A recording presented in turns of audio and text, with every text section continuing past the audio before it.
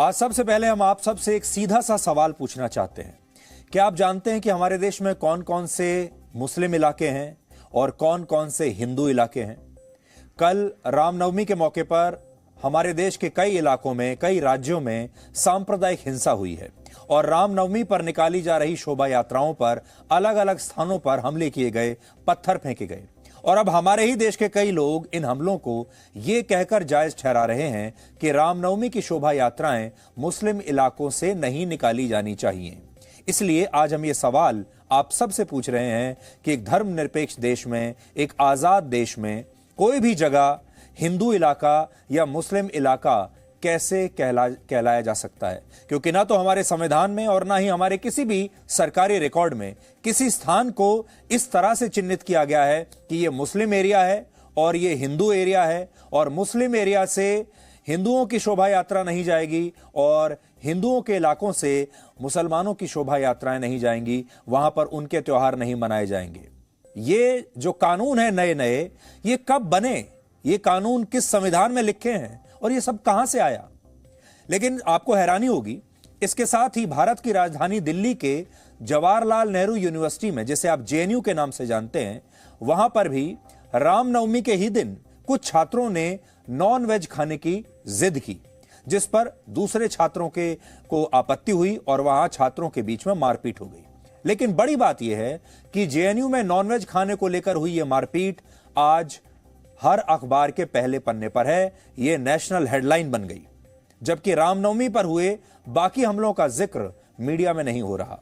तो आज हम इस बात का विश्लेषण करेंगे कि क्या कश्मीर फाइल्स के बाद अब इंडिया फाइल्स बनाने का भी समय आ गया है? क्या हमारा देश तभी जागेगा जैसे द कश्मीर फाइल्स नाम की जब फिल्म आई उसके बाद देश की नींद टूटी और एक नई जागृति पैदा हुई? तो क्या अब समय आ गया है कि यह तो कश्मीर की बात थी, एक छोटी जगह की बात थी, लेकिन अब समय आ गया है कि पूरे भारत पर ही एक ऐसी फिल्म बनाई जाए जिसका नाम रखा जाए द इंडिया फाइल्स, क्योंकि ये तो हर राज्य में हो रहा है। सोचिए कितना दुर्भाग्यपूर्ण है कि भारत जैसे देश में, जहां भगवान राम को एक मार्गदर्शक और प्रेरणा स्रोत माना गया है, उसी देश में उनके ही जन्मदिन के मौके पर 5 से ज्यादा जगहों पर हिंसा की घटनाएं हुई। और ये सारी घटनाएं उस समय हुई जब रामनवमी के मौके पर श्रद्धालु शोभा यात्रा और जुलूस निकाल रहे थे। और जिन राज्यों में यह हिंसा हुई है उनमें गुजरात, मध्य प्रदेश, पश्चिम बंगाल और झारखंड प्रमुख हैं। आपकी स्क्रीन पर है, आप पूरे देश को ही समझ लीजिए। हर जगह से ऐसी खबरें आ रही हैं कि भगवान राम के जन्म दिवस पर, रामनवमी पर जब शोभा यात्राएं निकाली गईं तो उन पर हमला हुआ। मध्य प्रदेश के बड़वानी और खरगोन में भगवान राम की झांकी निकाल रहे श्रद्धालुओं पर पत्थर बरसाए गए और इस दौरान एक व्यक्ति की मौत भी हो गई। सोचिए, ये भगवान राम का देश है, यहां उनका जन्म हुआ था, यहां उनके जन्मदिन पर पुष्प वर्षा होनी चाहिए थी, लेकिन उनके जन्मदिन पर पत्थरों की वर्षा हो रही है। इसी तरह गुजरात के सांबरकांठा में जब 100 से 150 लोग जुलूस निकाल रहे थे, उस समय वहां कुछ लोगों द्वारा पत्थरबाजी की गई और इस दौरान कुछ गाड़ियों को भी आग लगा दी गई। और अगर आप इन सारी तस्वीरों को ध्यान से देखेंगे तो आपको इनमें कोई अंतर नजर नहीं आएगा। पश्चिम बंगाल से लेकर झारखंड तक सभी घटनाओं को एक ही तरह से अंजाम दिया गया। पहले पत्थरबाजी हुई, फिर गाड़ियों को आग लगा दी गई और यह सब कुछ इसलिए हुआ ताकि भगवान राम की शोभा यात्रा को वहां उस इलाके से निकालने से रोका जा सके। ये वो तस्वीरें हैं जो सोशल मीडिया पर तो वायरल हो रही हैं, लोग इन्हें देख रहे हैं, लेकिन हमारे देश के मेन स्ट्रीम मीडिया पर ये तस्वीरें कहीं नजर नहीं आ रही और शायद आपने भी इनमें से बहुत सारी तस्वीरें अब तक देखी नहीं होंगी। इसलिए आज आपको ये तस्वीरें देखनी चाहिए और ये समझना चाहिए कि भगवान राम के देश में उनके ही जन्म दिवस पर कैसे सांप्रदायिक हिंसा हुई। हम दिवाली का त्योहार मनाते हैं कितनी खुशी से, ये कहते हुए कि भगवान राम आज के दिन रावण पर विजय हासिल करके अयोध्या नगरी पहुंचे थे और लोगों ने जश्न मनाया था, लोगों ने यह त्योहार मनाया था, खुशियां मनाई थी उनके वापस लौटने पर। और उसी देश में रामनवमी के दिन क्या हो रहा है, आज आप खुद तस्वीरों के जरिए देखिए। और अगर भगवान राम कहीं होंगे और देख रहे होंगे कि उन्हीं के जन्म स्थान पर रामनवमी के दिन अब क्या होता है, तो वाकई मान जाएंगे कि कलयुग आ गया है।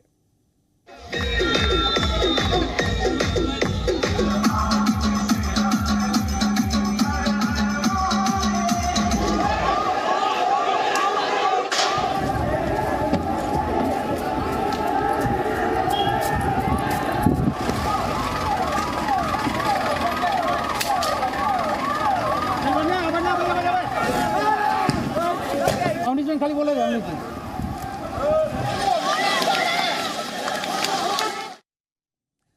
तो ये वो देश है जिसके रोम रोम में राम बसे हैं। ये वो देश है जिसके संस्कारों में भगवान श्री राम बसे हुए हैं।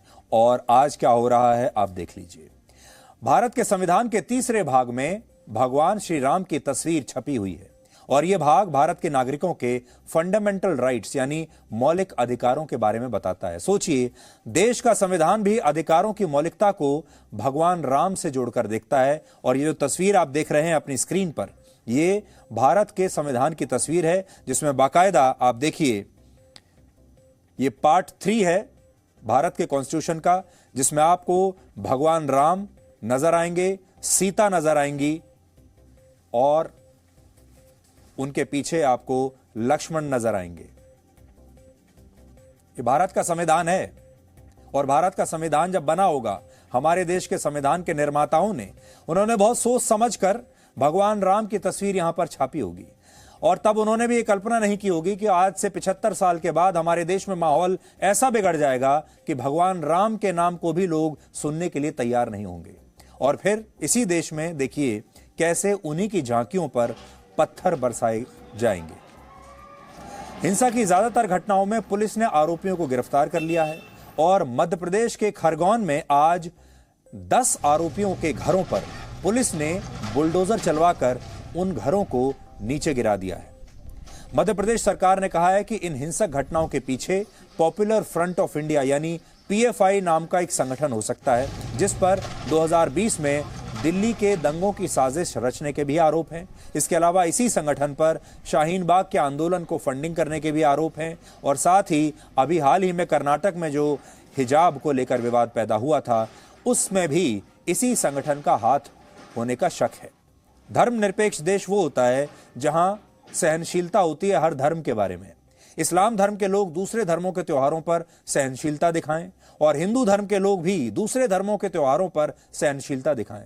आज हम आपसे यही कहना चाहते हैं। इस्लाम धर्म में कुर्बानी को सबसे पवित्र माना गया है, इसलिए आज हम अपने मुस्लिम भाइयों से कहना चाहते हैं कि क्या वो हिंदू त्योहारों पर अपनी पसंद और नापसंद की कुर्बानी साल में 1 दिन के लिए या 2 दिन के लिए दे सकते हैं। अगर वो कोई कुर्बानी देना ही चाहते हैं तो क्या वो अपने हिंदू भाइयों के त्योहारों पर ये अपनी पसंद नापसंद की कुर्बानी दे सकते हैं साल में 1-2 दिन के लिए, हर रोज नहीं कह रहे। और क्या इसी तरह हिंदू धर्म के लोग भी अपनी सहनशीलता दिखाकर दूसरे धर्मों के त्योहारों पर अपनी पसंद या नापसंद की कुर्बानी दे सकते हैं? क्योंकि एक धर्मनिरपेक्ष देश में जहां पर सभी धर्मों के लोग रहते हैं, वहां पर देश के लोगों को ही यह सोचना होगा कि कैसे वो एक दूसरे के साथ आराम से रह सकें, कैसे एक दूसरे को खुश करने के लिए, एक दूसरे की शांति के लिए, एक दूसरे की भलाई के लिए वो अपनी पसंद नापसंद की साल में 1-2 बार कुर्बानी दे सके। तो आज तो हम आप सबसे यही अपील करना चाहेंगे। अब बहुत सारे लोग ये कह रहे हैं कि ये जो शोभा यात्राएं हैं और ये जो घटनाएं घटी हैं, ये उन जगहों पर घटी हैं जो मुस्लिम इलाके थे और जहां से ये शोभा यात्राएं निकाली जा रही थी, इसलिए ऐसी जगहों से भगवान राम की शोभा यात्रा नहीं निकाली जानी चाहिए थी।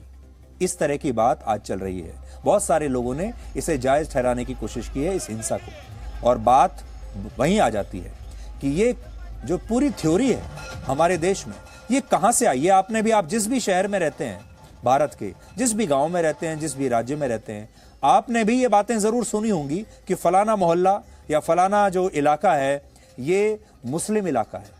और जो दूसरे हमारे धर्मों के भाई हैं, उन्होंने भी ये बात सुनी होगी जब वो देखते होंगे कि ये हिंदुओं का मोहल्ला है, ये फलानी जाति का मोहल्ला है और ये फलाने लोगों का मोहल्ला है या इलाका है, और वहां नहीं जाना है।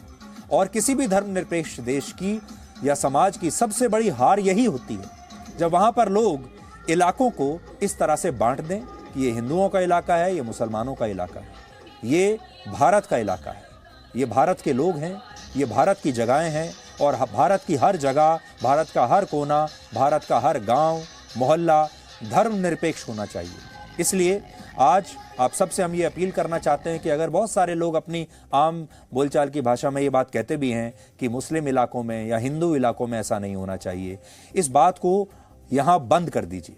आज आपको ये भी नहीं भूलना चाहिए कि जब देश में रामनवमी के मौके पर ये सारी हिंसक घटनाएं हो रही थीं, उस समय हमारा देश का जो मेन स्ट्रीम मीडिया है वो क्या कर रहा था। आज के ज्यादातर अखबारों में दो ही खबरों को प्रमुखता से छापा गया पहले पन्ने पर। पहली खबर है पाकिस्तान में सत्ता परिवर्तन की, और दूसरी बड़ी खबर हमारे देश के मीडिया को जो नजर आई वो थी दिल्ली के जवाहरलाल नेहरू यूनिवर्सिटी यानी जेएनयू को लेकर, जहां कल रात एक हिंसा की मामूली सी घटना हुई थी। लेकिन इस मामूली सी घटना को हमारे देश की एक यूनिवर्सिटी में जो ये घटना घटी, हमारे देश के मीडिया ने नेशनल हेडलाइन बना दिया, देश की सबसे बड़ी खबर बना दिया, क्योंकि ये जेएनयू में हुआ था। यह घटना जेएनयू के एक हॉस्टल में हुई। उस हॉस्टल का नाम है कावेरी हॉस्टल। जब वहां पर रामनवमी के मौके पर धार्मिक अनुष्ठान और हवन किया जा रहा था, यूनिवर्सिटी ने अपने आधिकारिक बयान में कहा है कि हॉस्टल के ज्यादातर छात्र इस धार्मिक अनुष्ठान में हिस्सा ले रहे थे और इसी दौरान हॉस्टल के ही नजदीक शाम करीब 5 बजे इफ्तार पार्टी का भी आयोजन होना था। तो देखिए, धर्मनिरपेक्ष देश की जो खूबसूरती होती है वो क्या होती है। एक ही जगह पर रामनवमी का आयोजन भी चल रहा है और वहीं पर उसी यूनिवर्सिटी में इफ्तार का आयोजन भी चल रहा है, और यही तो खूबसूरती है इस देश की। लेकिन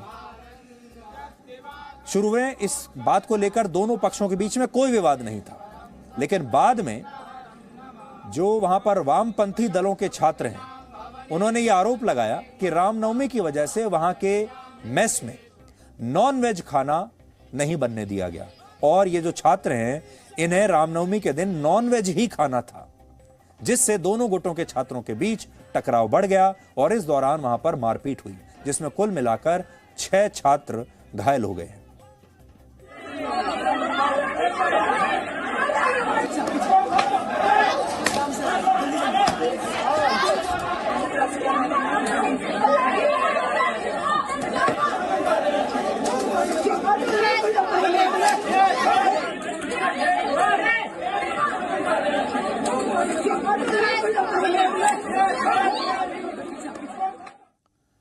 अब पहली बड़ी बात तो ये देखिए, वैसे तो इस देश के संविधान में या किसी भी कानून में कहीं भी ये नहीं लिखा है कि रामनवमी के दिन कोई दूसरा व्यक्ति नॉनवेज नहीं खाएगा। जिसको जो अच्छा लगता है खा सकता है, ये आजाद देश है।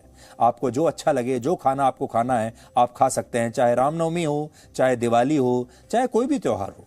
इसे लेकर किसी को कोई शंका नहीं है। ये इससे अगर आप खाएंगे भी तो आपके खिलाफ कोई कानूनी कार्रवाई नहीं हो सकती।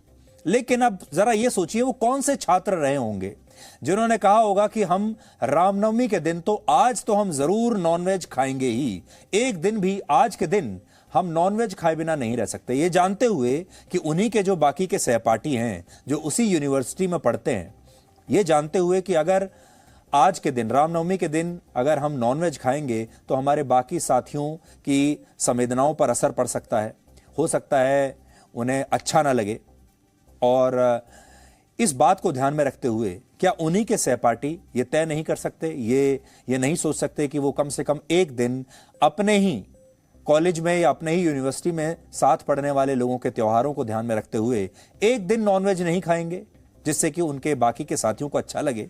तो इसमें क्या हर्ज हो जाता, क्या बड़ी बात हो जाती? लेकिन इन छात्रों ने कहा कि हम तो खाएंगे और जरूर खाएंगे और कोई हमें रोक नहीं सकता।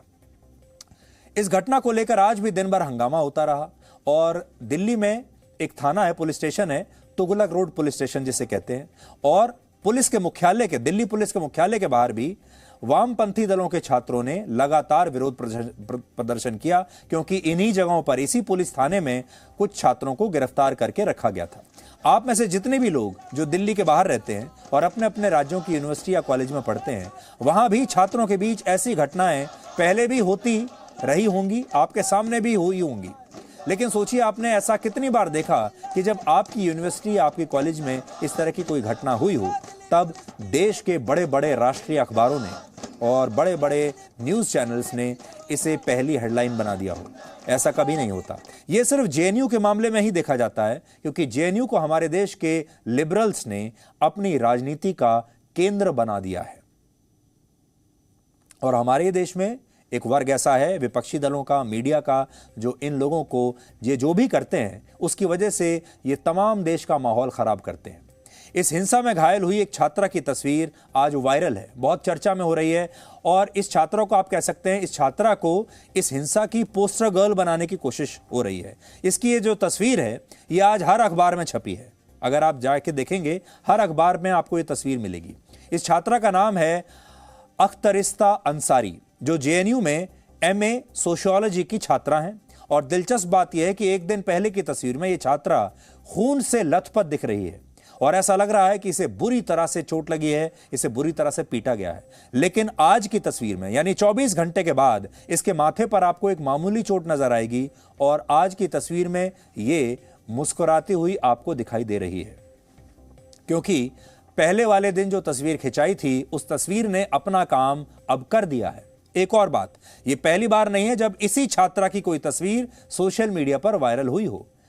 वर्ष 2019 में जब नागरिकता संशोधन कानून के खिलाफ दिल्ली की जामिया यूनिवर्सिटी में विरोध प्रदर्शन हो रहे थे, उस समय भी यह छात्रा वहां पर मौजूद थी और तब की एक तस्वीर में इसे पुलिस के लाठीचार्ज का विरोध करते हुए देखा गया था। वो तस्वीर भी आज हमें मिल गई है, यह वीडियो देखिए।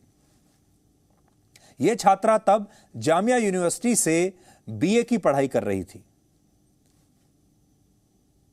और तब भी ये दिल्ली पुलिस के खिलाफ नारेबाजी कर रही थी। आज इस छात्रा का पक्ष तो हर न्यूज चैनल दिखा रहा है, अखबार दिखा रहा है, लेकिन इस हिंसा में एक और छात्रा भी घायल हुई है। इस छात्रा का नाम है दिव्या सूर्यवंशी। ये छात्रा वामपंथी नहीं है, ये एबीवीपी की कार्यकर्ता है और इस घटना में इसके दाएं हाथ पर भी चोट आई है, लेकिन इसका बयान कहीं नहीं चल रहा। इसलिए आज आपको इस छात्रा का पक्ष भी सुनना चाहिए, क्योंकि हमें लगता है कि बाकी के मीडिया में आपको यह पक्ष कहीं दिखाई नहीं देगा। मुझे कुछ लोगों ने घेरा था और मुझे हाथ में, उन लोगों के हाथ में बॉटल था कांच का जो टूटा हुआ था, मेरे हाथ में वो लोगों ने वो बॉटल डाल दिया था, तो मुझे उस वजह से वहाँ पे थोड़ा डीप कट्स आ गए थे मेरे हाथों में। यूज़ तो मुझे किया गया था, मैं थी वहाँ पे, मुझे पता था कि क्या क्या ये लोग वर्ड्स यूज़ कर रहे थे। और मेरा तो फास्टिंग था कल, तो मैंने सुबह से कुछ खाया भी नहीं था और मेरा फास्ट तोड़ने के लिए मैं जा रही थी हॉस्टल से, अपने हॉस्टल जा रही थी। उसी समय ये लोगों ने ये हरकत की और फिर उसके बाद फिर मैं तो फास्ट भी नहीं तोड़ पाई। ये क्लैश बिल्कुल नहीं था, ये प्री प्लान्ड अटैक था रामनवमी के दिन, जो हमने बस जेएनयू में नहीं देखा है, देश भर के सारे स्टेट्स में, चाहे मध्य प्रदेश हो, कर्नाटका हो, बिहार हो, किस तरीके से मुस्लिम इलाके में आग लगाई जा रही है, मुस्लिम जो कम्युनिटी है उनको प्रोवोक किया जा रहा है। वो उसी पार्ट का वो हिस्सा जो हमने जेएनयू में देखा, किस तरीके से आप तय कर रहे हैं कि कौन क्या खाएगा, कौन क्या पहनेगा। दिल्ली की जवाहरलाल नेहरू यूनिवर्सिटी लगभग 1000 एकड़ के क्षेत्र में फैली हुई है और यह एक केंद्रीय विश्वविद्यालय है जिसे भारत सरकार द्वारा हर साल करोड़ों रुपए का ग्रांट मिलता है। वर्ष 2012 से 2017 के बीच 5 साल में यूनिवर्सिटी ग्रांट्स कमीशन ने जेएनयू को 215 करोड़ रुपए दिए थे। लेकिन आज हमारे देश की लेफ्ट पार्टियां और लिबरल्स जेएनयू का दुरुपयोग कर रहे हैं और इस यूनिवर्सिटी का इस्तेमाल अपना एजेंडा चलाने के लिए, अपनी राजनीति चमकाने के लिए हो रहा है। इसलिए आज बड़ा मुद्दा यह है कि अधेड़ उम्र के राजनीतिक कार्यकर्ताओं को हम कब तक ऐसे ही छात्र समझते रहेंगे और जेएनयू के जरिए उनकी पढ़ाई का पैसा टैक्स पेयर की जेब से भरते रहेंगे। बड़ा सवाल यह है। इसे आप इन दो तस्वीरों से समझ सकते हैं। कल जेएनयू में जब लेफ्ट पार्टीज की छात्राएं नारेबाजी कर रही थीं, तब इसमें दोलन नाम की एक छात्रा भी शामिल थी। ये वही छात्रा है जिसने 2019 में नागरिकता संशोधन कानून के खिलाफ भी विरोध प्रदर्शनों में हिस्सा लिया था। इसके अलावा इस छात्रा का नाम जेएनयू में 5 जनवरी 2020 को भी हिंसा की घटना में सामने आया था। आज हमारी टीम ने इस पूरे विवाद की जड़ तक जाने की कोशिश की है और इस पर आपके लिए एक रिपोर्ट तैयार की है जो आपको ये बताएगी कि आखिर जेएनयू में कल रात को हुआ क्या था। जेएनयू कैंपस 10 अप्रैल शाम 5 बजे रामनवमी की पूजा।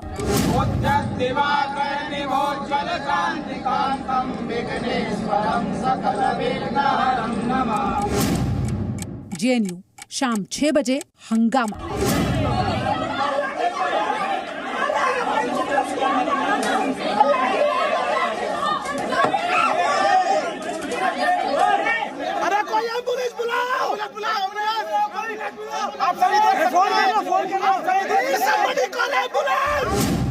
7:30 बजे पत्थरबाजी।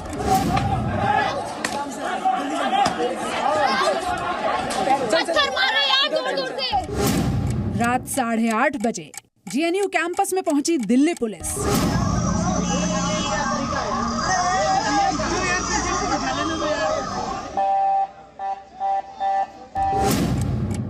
रात 10 बजे धरना प्रदर्शन। जो या तुमका यार है, नक्सली हमला नहीं सहेंगे। 11 अप्रैल दोपहर 2:40 पुलिस मुख्यालय के बाहर प्रदर्शन।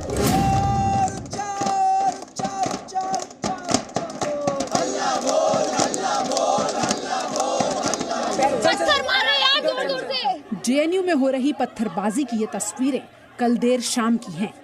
स्टूडेंट्स के 2 गुट आपस में भिड़ते हैं, हाथों में डंडे हैं। अब आप टी-शर्ट पहने इस स्टूडेंट को देखिए। ये स्टूडेंट फेडरेशन ऑफ इंडिया के अध्यक्ष हरेंद्र शेषमा हैं। पत्थरबाजी में लगे हरेंद्र जेएनयू में पीएचडी के छात्र हैं। इसके बाद दूसरी ओर से भी पत्थरबाजी शुरू होती है और मामला कुल मिलाकर थाने तक पहुंच जाता है। रविवार रात को जेएनयू कैंपस के कावेरी हॉस्टल में रामनवमी की पूजा और कावेरी हॉस्टल के मेस में रोजा इफ्तार का कार्यक्रम दोनों एक ही वक्त पर चल रहे थे। उसी वक्त यह हंगामा हुआ। स्टूडेंट्स के 2 ग्रुप्स के बीच पत्थरबाजी और मारपीट शुरू हो गई। यह हंगामा क्यों हुआ, इसे लेकर जेएनयू छात्र संगठनों के अपने अपने तर्क हैं। एबीवीपी के मुताबिक कावेरी हॉस्टल के स्टूडेंट्स का रामनवमी पूजा का आयोजन करना लेफ्ट के छात्रों को पसंद नहीं आया। इसीलिए प्रसाद वितरण के दौरान लेफ्ट विंग के छात्रों ने वहां हंगामा शुरू कर दिया। जेएनयू में तो कभी चिकन बनता नहीं है इफ्तार में, आराम से सारी चीज़ें हुई। मुस्लिम स्टूडेंट्स का भी स्टेटमेंट आया कि हमें भी कोई प्रॉब्लम नहीं था। लेफ्ट के साथ प्रॉब्लम है कि रामनवमी के दिन 4 प्रोग्राम कैसे हो गए। एनएसयूआई को ये प्रॉब्लम है, इसलिए ये मारपीट शुरू की गई। इसलिए ये लोगों को रात के 8 बजे अंधेरे में 150 लोगों का हुजूम ले जाके हॉस्टल में जाना। ये तो 150 लोगों को आप कंप्लेंट करने तो जाते नहीं, 150 लोगों के साथ 1-2 लोग जाते हैं। तो ये सुनियोजित तरीके से मारपीट करने के लिए, जेएनयू के आत्मा को दबाने के लिए, यहाँ चूंकि कोई हिंदू से रिलेटेड, हिंदुत्व से रिलेटेड कोई प्रोग्राम ना हो। लेकिन लेफ्ट विंग के स्टूडेंट्स का आरोप कुछ और है। उनके मुताबिक एबीवीपी के स्टूडेंट्स ने रविवार को कावेरी हॉस्टल में नॉनवेज नहीं बनने दिया और मीट सप्लायर के साथ मारपीट करके उसे डरा धमकाकर वापस भेज दिया। जेएनयू के सभी हॉस्टल्स के मेन्यू में रविवार, बुधवार और शुक्रवार को वेज के साथ साथ नॉनवेज मेन्यू भी शामिल है। जो चीज़ें है ना, मेन्यू जो होता है, मेस मेन्यू, वो डिसाइडेड होता है पहले से। अगर कुछ भी चेंजिंग करना होता है तो वो एक कमेटी होती है, उसके द्वारा सारे रेसिडेंट के द्वारा उसको चेंज किया जाता है। अचानक से नहीं चेंज किया जाता है। तो जो डेली रूटीन के हिसाब से संडे को जो मतलब जो आता है, तो उसको बाइज्जत 2 बजे से उसको रोका जा रहा था। इस बीच कावेरी हॉस्टल के कुछ स्टूडेंट्स का हाथ से लिखा एक लेटर भी सामने आया है, जो 9 अप्रैल यानी 2 दिन पहले का है। इस लेटर में स्टूडेंट्स ने हॉस्टल वार्डन से अपील की है कि रविवार को रामनवमी की पूजा का आयोजन है, लिहाजा रविवार को मेस में नॉनवेज ना बनाया जाए। क्या खाना हमारे मेन्यू में, ये स्टूडेंट्स पे ही डिपेंड होता है। तो कावेरी के हॉस्टल के स्टूडेंट्स ने, जिनको जो खाना है उसके लिए उन्होंने डिमांड रखी उन लोगों ने, लेकिन जो आज वेज कहे या नॉन वेज कहे, जो जिसको खाना है वो खाए, उसमें कोई दुराई नहीं है कहीं पे। बाकी हॉस्टल्स आप देख सकते हैं, हमारे जीते वहाँ पे प्रेसिडेंट सेक्रेटरी है, वहाँ पे नॉन वेज भी बना है, वेज भी बना है, सब चीज़ बना है। इवन कावेरी के अंदर बना हुआ खाना भी कल खाने नहीं दिया गया था। वो वामपंथी छात्र संगठन के लोग थे, उन्होंने आकर के खाने को बर्बाद कर दिया, छात्रों को खाने नहीं दिया। फिर उसका मुद्दा बनाया गया और ताकि लोगों को इंस्टिगेट किया जा सके, प्रोवोक किया जा सके। कावेरी हॉस्टल की ऐसा हुआ कि आप हम पूजा करेंगे और तो कुछ स्टूडेंट कावेरी हॉस्टल का ही कहना था कि हम क्यों ना खाएं। वो इम्पोज किया जा रहा था बच्चों पे। बेसिकली ये है कि आज हमारे कहने पे कुछ चंद बच्चे थे, 15-20 बच्चे, उनका कहना था कि वेज बनेगा और पूरे हॉस्टल को वेज खाना होगा, ठीक। और सारे बच्चों का ये कहना, आपके कहने पे हम वेज क्यों खाएं, हम नॉन वेज हम खाते हैं भाई, ठीक है। राजीव, हमने इस मामले में जेएनयू में नॉनवेज की सप्लाई करने वाले वेंडर से भी बात की। 25 साल से वहां मीट सप्लाई कर रहे अफजल के मुताबिक वो रविवार जेएनयू के सभी मेस में मीट सप्लाई करने पहुंचे थे, लेकिन कावेरी हॉस्टल में इस बात को लेकर झगड़ा चल रहा था, लिहाजा वहां उन्होंने कोई सप्लाई नहीं की और लौट आए। उन्होंने कहा कि चिकन लेकर आ जाओ आप। मैं जब वहाँ पे चिकन लेके गया तो वो जो लड़के मने कर रहे थे कि चिकन नहीं बचेगा, तो वो मेरी गाड़ी पे आ गए एकदम। उन्होंने थैली उली उठा के, अने ये यहाँ अंदर नहीं आएगा, गेट वेट भी बंद कर दिया उन्होंने कावेरी हॉस्टल का। फिर मैंने लड़कों से बोला भाई आप चिकन गाड़ी में रख लो, इनका मामला भी सुलझा नहीं है। देर शाम स्टूडेंट्स के 2 गुटों के बीच हंगामा शुरू हुआ। दिल्ली पुलिस के मुताबिक इस झड़प में दोनों ओर के 20 छात्रों की मेडिकल जांच की गई है। 6 छात्रों को छोटी मोटी चोटें आई हैं। दोनों छात्र संगठनों की ओर से पुलिस ने FIR दर्ज कर ली है। JNU के स्टूडेंट विंग आयसा ने आज दोपहर भी पुलिस मुख्यालय के बाहर हंगामा किया।